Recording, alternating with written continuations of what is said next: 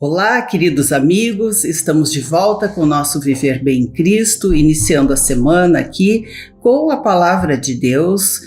O ministro do Evangelho está conosco aqui, né, o apóstolo Sérgio Alves, que vai conversar novamente com você que nos assiste aí, né, trazendo algumas explicações sobre a Palavra de Deus que está então na Bíblia.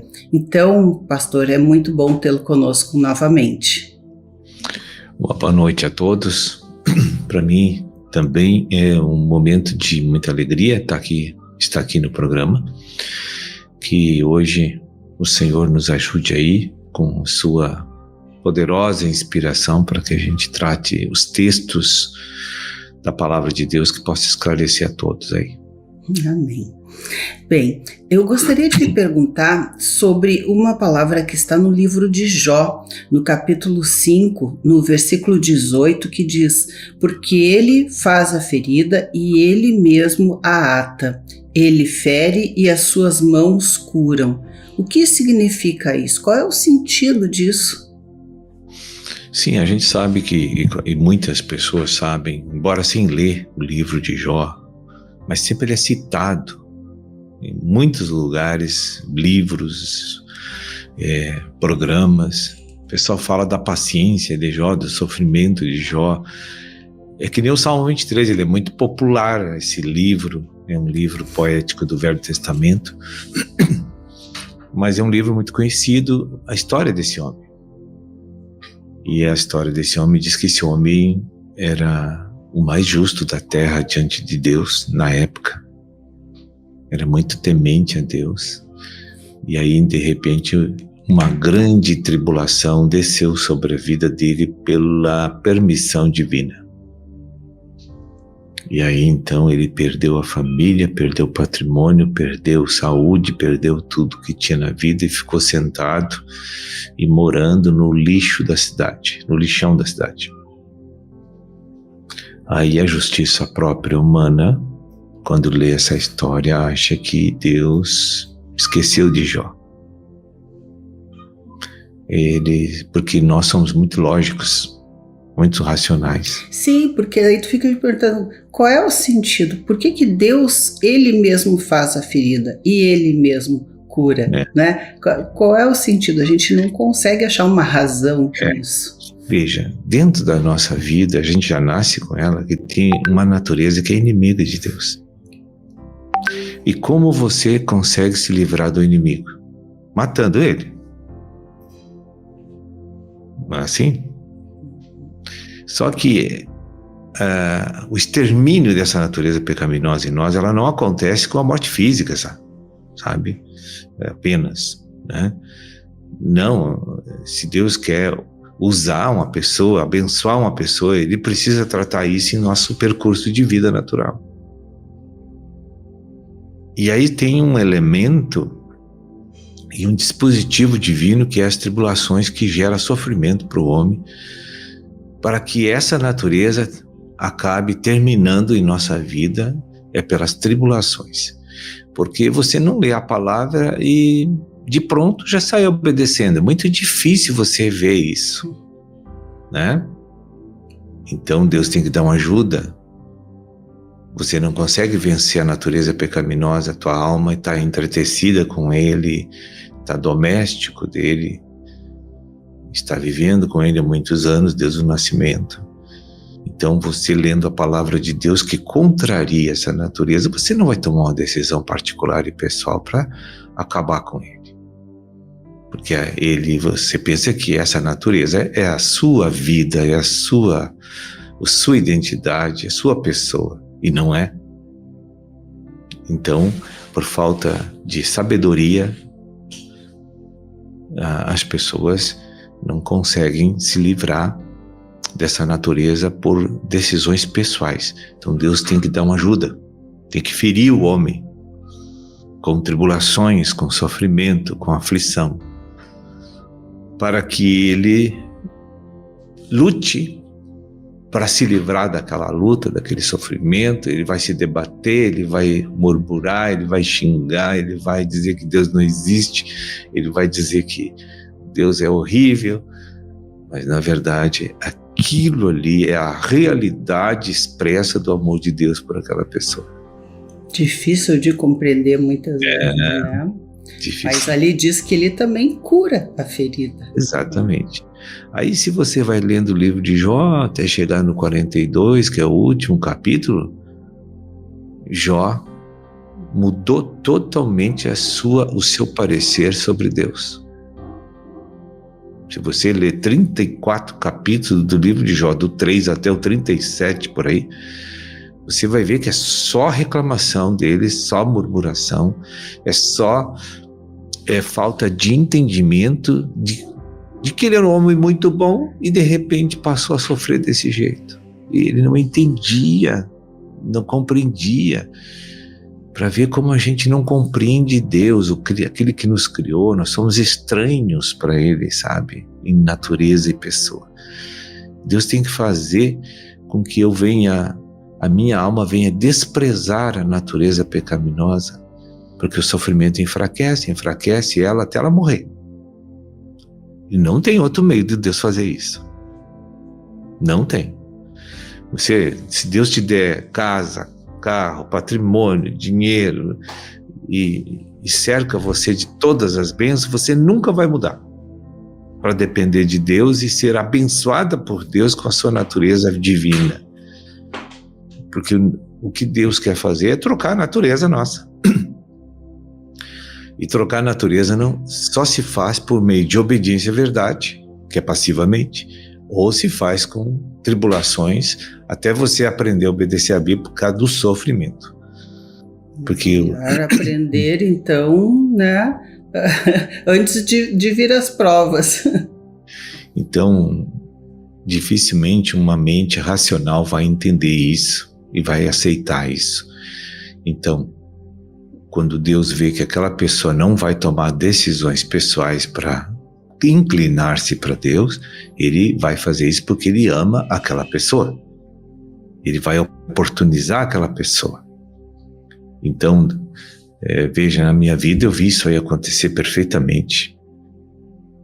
Eu sempre dizia que se eu perdesse tudo, eu recuperava de novo.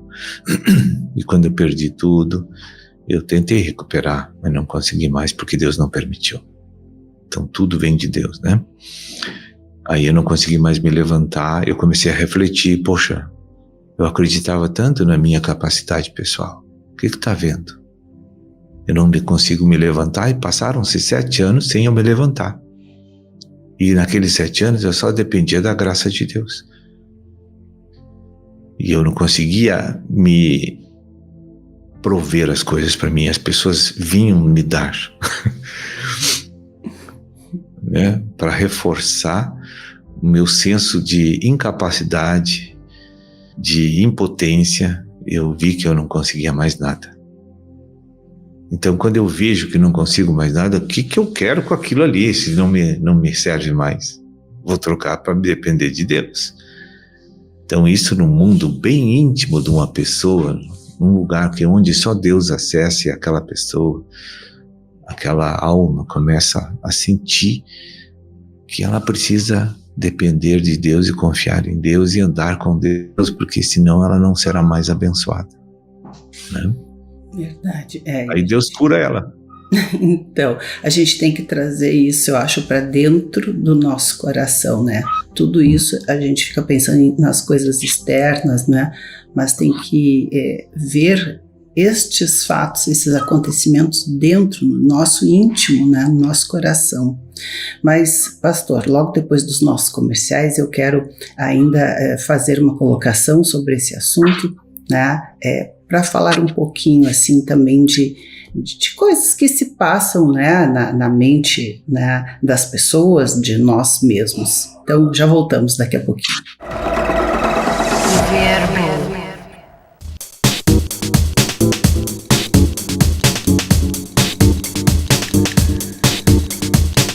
Estamos de volta e continuamos a falar sobre a palavra de Deus que está no livro de Jó, no capítulo 5, no versículo 18, que diz: porque ele faz a ferida e ele mesmo a ata, ele fere e as suas mãos curam. E muitas vezes eu me peguei assim, diante de muitas tribulações, sofrimentos, coisas, sofrimentos íntimos mesmo, né? Não só por coisas externas, né? Perguntando, mas será que isso é Deus que está fazendo dentro de mim, né? Causando esse sofrimento? Por quê? Né? Ou será que isso é o maligno que está fazendo sobre a minha vida, né? Será que isso vem de Deus ou não vem de Deus, né? Vem do maligno. Mas no final das contas, né, pastor, dá tudo no mesmo, se a gente for analisar, né? Porque se Deus está permitindo, né, de uma forma ou de outra, está nos proporcionando passar por esses sofrimentos, angústias, dificuldades, dores, né? Porque há um propósito, né? E nesse propósito é bom, por mais difícil que seja, a gente compreender, né, os porquês, como o senhor disse no primeiro bloco, né? Mas por que isso? Por que aquilo? Né? Difícil aceitar, e a gente tende a usar a razão e argumentar, né, talvez com Deus, né, se justificar, enfim, né, mas a nossa mente não tem razão, não é? Só quem tem razão, na verdade, é Deus. E alcançar, entender, compreender esse processo é difícil, mas é fundamental para que a gente seja curado. Para que essas coisas, essas feridas que fala aqui, né, sejam atadas. Né? Porque sempre que Deus convida uma pessoa, porque Deus escolhe as pessoas para salvação e elas têm o direito de aceitar ou não. Isso está registrado no Evangelho de João 15,16. É Jesus que nos escolhe. Porque há uma marca em cada um de nós, no mundo, que Deus já sabe que aquele, quando ouvir o Evangelho, vai aceitar. E muitos não vão aceitar. Muitos serão salvos, mas não querem continuidade com Deus. Muitos serão salvos e querem continuar com Deus até chegar ao ápice da obra divina no coração do homem. Então, o que você tratou aí é o seguinte: sempre que tem coisas ruins que acontecem na nossa vida, quem é o agente que causa é Satanás. É o rei do império das trevas. Esse espírito que age e faz o mal, porque ele está sempre querendo destruir a nossa vida. E ele destrói a nossa vida não é com faca, com armas, revólver, com metralhadora, com bombas, não. Ele destrói por meio do engano mental. É ali que ele destrói uma vida, é ali que ele acaba com a vida, é ali que ele encarcera aquela pessoa no sofrimento para sempre. Não deixando aquela pessoa descortinar a maravilha e o poder e a sabedoria de Deus. É através do engano, essa arma mortal que leva a humanidade para o buraco hoje, para a vida horrível que nós vivemos nesse planeta. Tudo está atrelado a essa estratégia das trevas, esconder Deus de nós. Nosso posicionamento mental é que leva a todas as decisões e a decorrência, né, daquilo que as decisões tomadas geram, né? E por que o inimigo consegue enganar tantos anos, Lucas? Ele é doméstico, é a pessoa, e aquela natureza é dele. Já nascemos com ela. Nascemos com ela, então ele sabe que eu sou racional, que eu sou lógico, que eu gosto disso, que eu não gosto daquilo. Essa natureza é espiritual. Então ele vai sempre me proporcionar tudo na vida que não deixe eu ver Deus e que não deixe eu conhecer Deus. Ele fará de tudo para isso acontecer. Só que para Deus interromper esse processo mortificador, Deus tem que chegar e bater nesse inimigo. E quando ele bate no inimigo, e não bate em nós, ele atinge nossas emoções, atinge nossa mente, porque ele está entretecido com a nossa alma. Sim. Então o sofrimento também se reflete em nós em medidas atenuantes. Não, Deus vai controlar para você não ter que enfrentar provações que você não consiga suportar como pessoa humana. Então Deus jamais fará isso, né? De fazer a gente passar coisas que nós não suportaremos. Em hipótese alguma. Deus promete que nenhuma prova vos será dada sem que primeiro Deus já proveu o livramento para você. Então, todas as provações que você vê pessoas passando é porque eles têm condições de passar para se libertar. Se libertar dessa natureza caída que herdamos do ventre materno, que veio pelo pecado lá do início, né? Então, as pessoas assim acabam julgando, porque eu estou sofrendo por causa do meu marido, eu estou sofrendo por causa da minha esposa, eu estou sofrendo por causa dos meus filhos, estou sofrendo por causa do governo, estou sofrendo. Sempre tem uma razão, porque Satanás ilumina, enche a nossa cabeça com esses pensamentos que sempre tem um culpado por ele estar destroçando a nossa vida, nunca é ele. Uhum. Entende? Sim.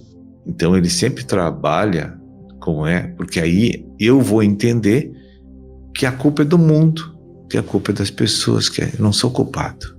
Eu estou passando por causa de outros. E é muito confortável para mim saber que eu não sou um problema e os outros são.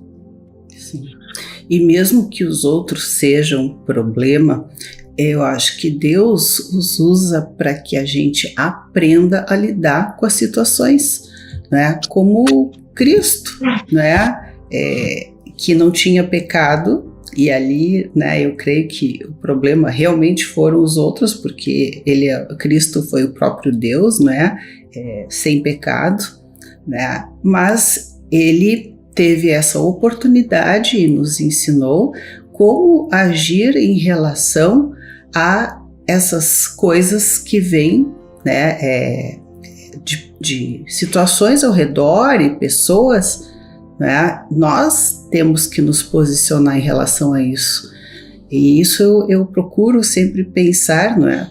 Talvez seja isso que Deus queira, que a gente aprenda a agir e reagir segundo os ensinamentos dele, né? Porque daí essa natureza maligna dentro de nós estará sendo transformada, né? Então, o problema realmente é o que está, eu acho, dentro de nós e dentro das outras pessoas, mas cabe a nós que temos um conhecimento, estamos buscando aprender isso, já que estamos sendo oportunizados a isso, né?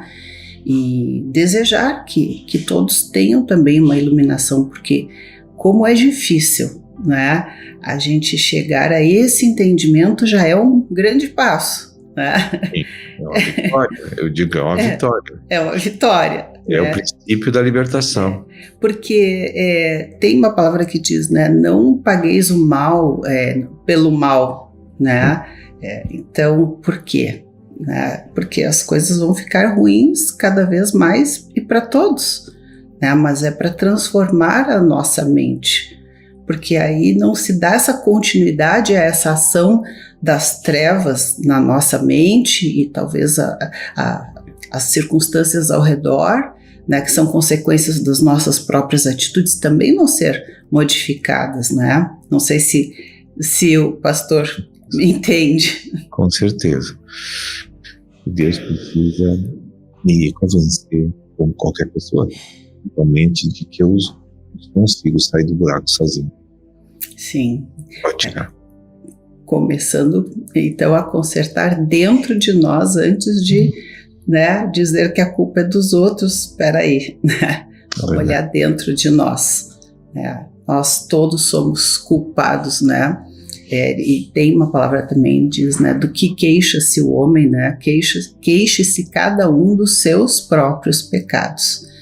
Todos erramos, ninguém é santinho, né, pastor?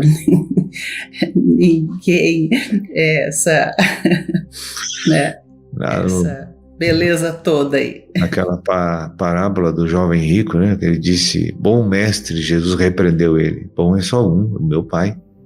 Então, o próprio Cristo, né, disse isso. Bem, pastor, esperamos, né, ter aí levado aos nossos telespectadores pelo menos alguns questionamentos a mais aí, né, que esteja incitando as pessoas a buscarem, né, na palavra de Deus esta solução para tantas coisas em suas vidas e para que essas feridas todas, né, sejam curadas. Então, quero lhe agradecer. Se o pastor tem ainda alguma mensagem final, né, aos nossos telespectadores. Eu creio que o texto é duro de ouvir, mas é a verdade, né? Então, eu cumprimento a nossa audiência do programa com uma boa noite. Que Deus abençoe a todos vocês. Viver bem.